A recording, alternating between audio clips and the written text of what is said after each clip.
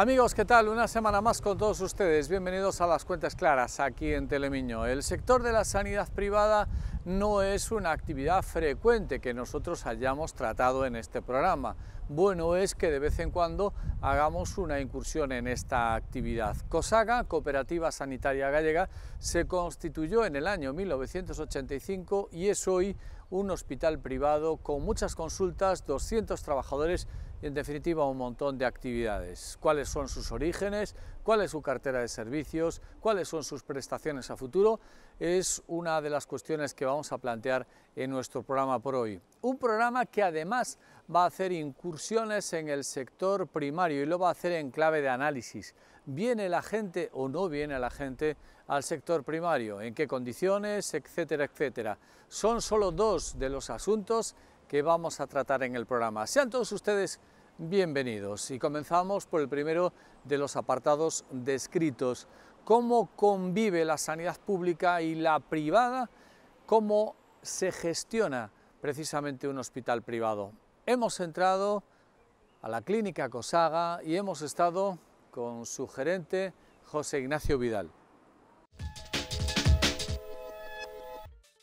José Ignacio Vidal es uno de los fundadores en 1985 de Cooperativa Sanitaria Gallega, COSAGA, y además es su gerente. La clínica es una referencia en la medicina privada, con un crecimiento notable y con la vocación de seguir destinando a inversiones todos los excedentes de la cooperativa. Defiende la colaboración entre sanidad pública y privada, y no descarta fusiones o alianzas para crecer, solo para crecer y mejorar los actuales servicios, mientras la vocación sigue siendo calidad y rapidez de respuesta. Para Las Cuentas Claras indica el nivel de cooperación o colaboración entre la medicina pública y privada y las motivaciones entre elegir una u otra. Que la primera, no sé cómo expresarme, la primera condición por la cual a los ciudadanos en general le interesa acudir a la sanidad privada, hablo en general también, de COSAGA también, ¿no? Pero en general, ¿no? Es por la rapidez, por la inmediatez en la prestación del servicio, ¿no?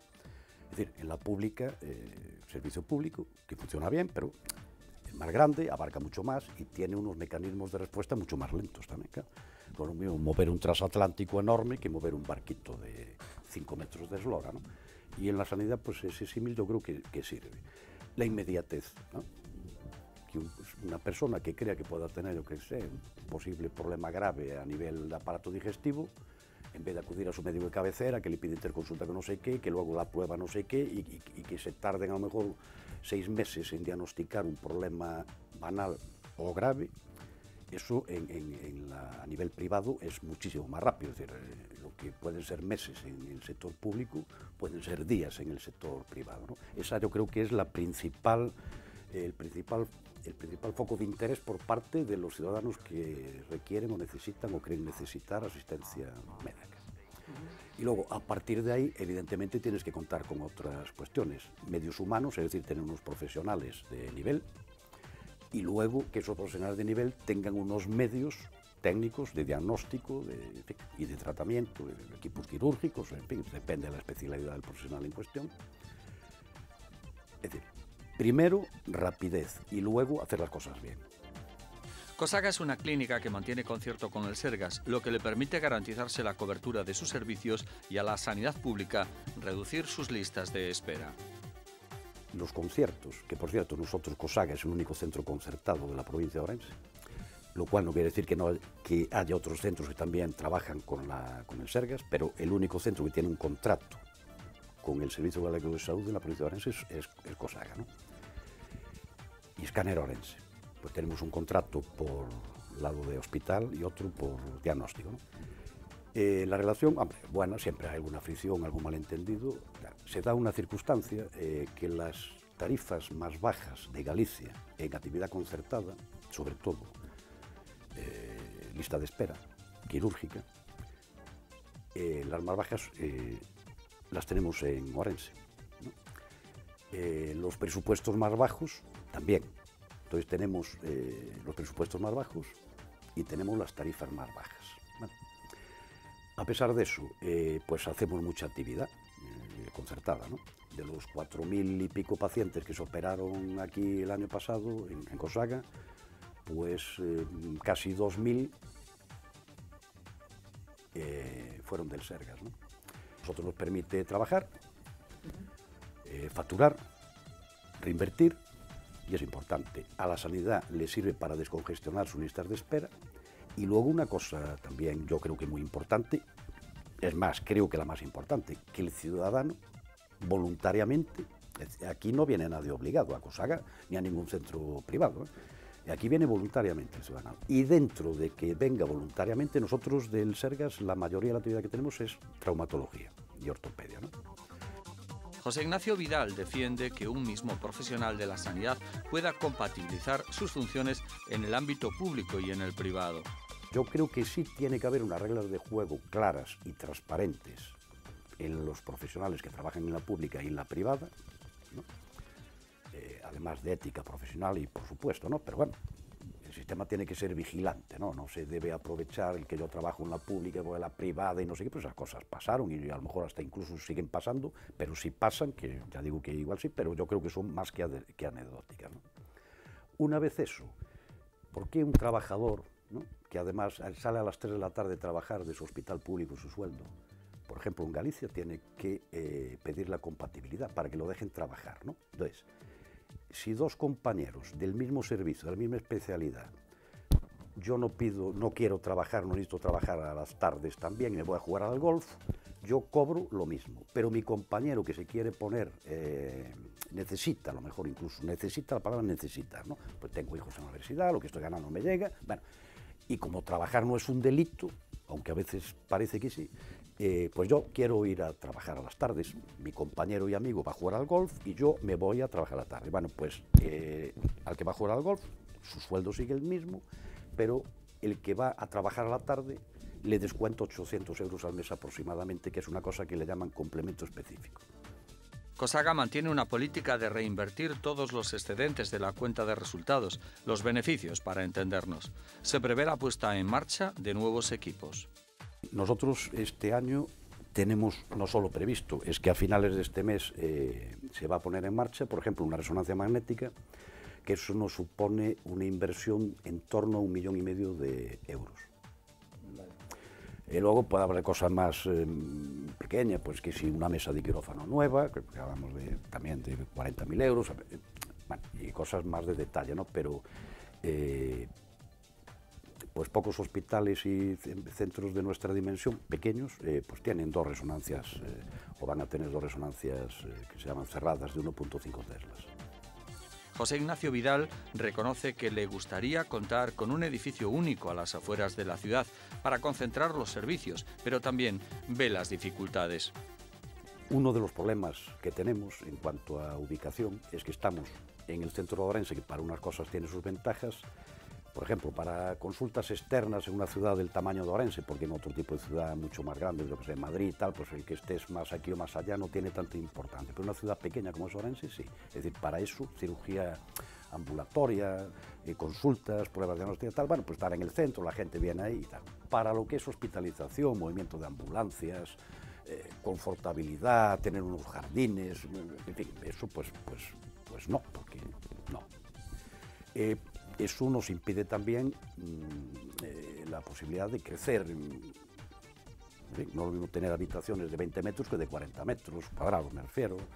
No es lo mismo tener todas las habitaciones individuales con una buena vista que no. Entonces, eso es un problema, diría yo, importante. Bueno, para mí al menos es un problema importante. Como para mí es un problema importante hace mucho tiempo, pues llevo mucho tiempo pensando en la posibilidad de hacer un hospital, pero bueno, las afueras de Ourense, tampoco estoy hablando de, claro, tampoco debe ser 50 o 60 kilómetros, pero bueno, hospital moderno, pequeño, tal, pero claro, ahí ya empiezas a chocar, sobre todo con la realidad que se llama financiera, es decir, uno puede llegar hasta donde puede llegar, pero o te asocias con empresas, digamos, locales o no locales, bueno, para grandes compañías, porque la gran revolución, entre comillas, revolución que se está dando en Galicia en la privada, estos últimos años sobre todo, ha sido por la entrada de grandes grupos hospitalarios privados en Galicia, ¿no? De cara al futuro, los gestores de Cosaga no descartarían alianzas o fusiones, pero siempre para fortalecer servicios, no para favorecer maniobras de especulación o economicistas. yo creo que todo lo que sea unirse y hacer cosas más grandes es bueno. Precisamente las empresas de fuera tienen una perspectiva mucho más, el peso economicista pesa casi todo. Y cuando tú eres de un sitio, de aquí en este caso, bueno, hablo de lo que yo opino, no tiene que todo el mundo, por supuesto, opinar lo mismo, ¿no? Valoras otras cuestiones también, ¿no? Es decir, yo valoro que soy uno de los fundadores de esta empresa, la gente que trabaja conmigo aquí, pues de alguna manera somos una familia, a veces mal avenida, ¿no? El problema. Bueno, yo qué sé, hombre, el peso económico pues pesa, ¿no? Pero hay otras cuestiones que pesan y diría yo que mucho. Cuando alguien te das cuenta que lo que único que pesa es lo económico, pues, en fin, no hay mucha sintonía. Llegó el momento del análisis en el programa Las Cuentas Claras. Análisis que viene en estos momentos del sector primario. Aproximadamente una vez al año buscamos la opinión solvente de Pepe Carballido para hablar del sector primario. ¿Está viniendo gente al campo? ¿Se está escapando de ella? ¿Qué actividades pueden ser rentables? ¿Economía a tiempo parcial o a tiempo total? Hablamos de análisis y hablamos de la agricultura fundamentalmente en Las Cuentas Claras. El sector primario en la provincia mantiene síntomas de agotamiento, pero hay algunos datos para la ilusión, aunque leves. Hay una pregunta que queda en el aire. ¿Está llegando gente al campo para ponerlo en producción? Son múltiples los problemas a vencer y muchos los años hasta que la tendencia agravada durante décadas se corrija de un día para otro. Hemos buscado el análisis de Xosé Carballido, técnico de medio rural. ¿Hay gente que llega? Vamos a ver, hay xente que se está incorporando, non? É certo que hubo temporadas en que hubo un número importante de incorporacións e últimamente, pois posiblemente menos, cada vez menos, non? Porque incorporarse ao medio rural non é só a actividade agraria, sino é o medio rural en sí. É dicir, claro, a xente para incorporarse quere vivir no rural, pero ten que ter os mesmos servicios que pode haber en outro tipo de cuestións. Claro, ten que ter un acceso a unha guardería, tens que ter médico, tens que ter escola. É dicir, moito do rural, digamos, vai en declive precisamente pola falta non da parte agraria, sino da parte, digamos, de infraestructuras de habitabilidade, non? Ese é un pouco do problema. Por iso moita xente, ao mellor, aínda gustándolle, non dá ese paso. Ou dá ese paso, pero non habita no rural, é dicir, que pode incluso ter explotación, pero intentando residir ao mellor nas vilas ou nas cidades, non? Ourense es la provincia más abandonada en términos de producción agraria, pero hay algunos atisbos de esperanza en algunos sectores. Na zona de Ourense, sin embargo, todo ese sector cárnico e leiteiro desapareceu prácticamente, non? Hoxe non temos xa explotacións, digamos, de gran tamaño, e o que sí está habendo é xente que se está, digamos, especializando en cultivos de primor e incluso en gandería de primor, por chamar así, por exemplo, pues, de galiñas de carne de selecta, carne de, por exemplo, galiña de mos ou ovos, bueno, aparte quitando evidentemente todo o proceso ligado a Coren, que evidentemente sigue sendo unha potencia e moi interesante, non? Pero a nivel, digamos, así, de título individual, hai xente que optou por ese tipo de explotacións un pouco máis vía agricultura ecolóxica ou vía, digamos, agricultura selecta en determinados produtos moi determinados, non? Eso complementaba moitas veces que a actividade agraria pues, complementaria, de explotación un pouco da paisaxe, de senderismos e estas cosas que van ligando normalmente como actividade complementaria da actividade normal. Xente que se dedica a outros sectores ou a outras cousas e ten isto como complemento, non? Carballido cree en estos sectores como potenciales generadores de actividad. Como sector estrictamente agrario, temos basicamente dous, non? Que é toda a zona da Limia, que sigue tendo unha potencia agrícola moi importante, sigue habendo grandes explotacións e además competitivas, zona da Limia, e todo o que se refere basicamente a tema da patata, pero tamén temas de cereal ou de produto de labradío, digamos, en extensivo. E logo o tema de viñedo, non? En viñedo seguimos sendo potencia, non? Temos 4 denominacións de origen dentro da provincia e as 4 están, digamos, en plena efervescencia, non? Hubo un proceso moi importante desde o ano 80 para diante de reestructuración do viñedo, recuperación de castes nobles e a elaboración de viños que algún día era difícil topar 2 ou 3 viños un pouco singulares e hoxe calquera marca de viño das nosas denominacións no mercado son marcas que poden competir en calquer mercado, non? E e aí sí que se ve unha recuperación, non? O sea, aí hai posibilidades e está habendo incorporación e está habendo tamén, hai que dicirlo, unha aterraxe de bodegas de fora que están vindo a comprar viñedo aquí e establecerse, bodegas de Rioja, de Ribera del Duero, que queren establecerse aquí para elaborar ao mellor uns viños sobre todo blancos que nas zonas dele non teñen esa característica, pero bueno, está habendo xente propia, digamos, autóctona, que sí se está metendo en tema de viñedo, no que hai moito que dicir. Uno de los problemas que tiene el campo ourensano es la microparcelación, el minifundismo, la estructura de la propiedad.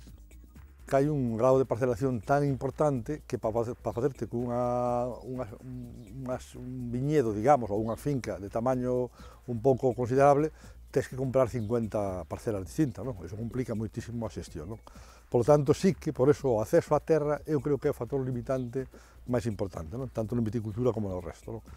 Hai zonas, concretamente en Monterrey, estáse desenvolvendo moitísimo, digamos, novas plantacións de viñedo, ligadas a procesos de concentración parcelaria que se fixeron, que hai xa fincas de un tamaño máis ou menos interesante, moi accesibles, porque logo da concentración parcelaria todas as fincas acceden a un camiño público, co cual se permite a mecanización, e sí que se está vendo un repunte moi interesante na zona de Monterrey, que foi unha zona tradicionalmente de viños, digamos, de pasto, de viños incluso para aumentar a graduación de outros viños e utilizábase máis non como unha zona produtora de calidade, pero hoxe por hoxe, Monterrey, que empezou tímidamente a recuperar as castes e a denominación de origen, que é a máis nova de Galicia, a denominación de origen Monterrey, hoxe estáse producindo unha eclosión moi interesante de plantacións.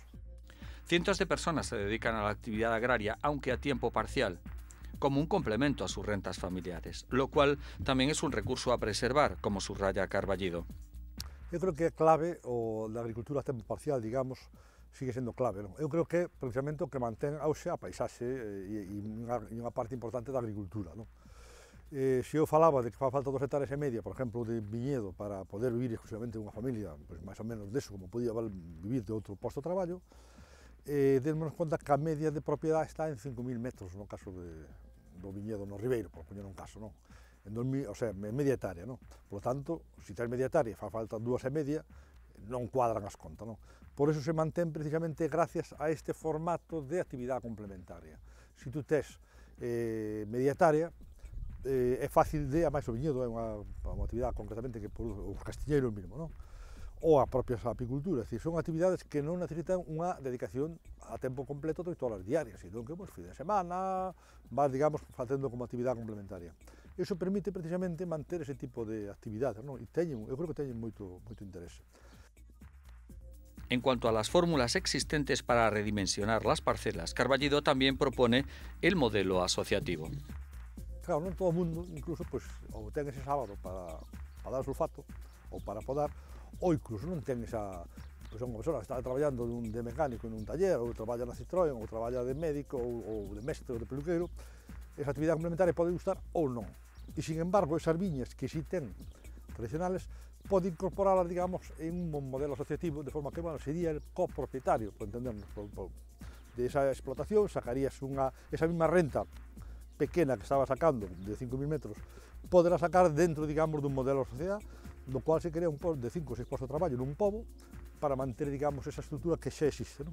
Eu creo que ese modelo non é desbotable e, además, é moi interesante, primeiro porque tamén permite unha seguridade económica e unha tranquilidade, porque estás vivindo de outra cousa, non? Porque todos tamén sabemos que o problema da agricultura, entre outras cousas, e da gandería, é que depende de moitos factores exóxenos, non? E basicamente do propio ceo.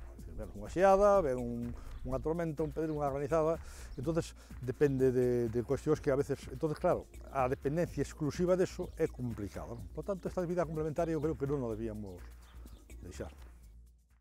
Amigos, estamos en Las Cuentas Claras. Un pequeño paréntesis para la publicidad. Volvemos de inmediato. Hasta ahora.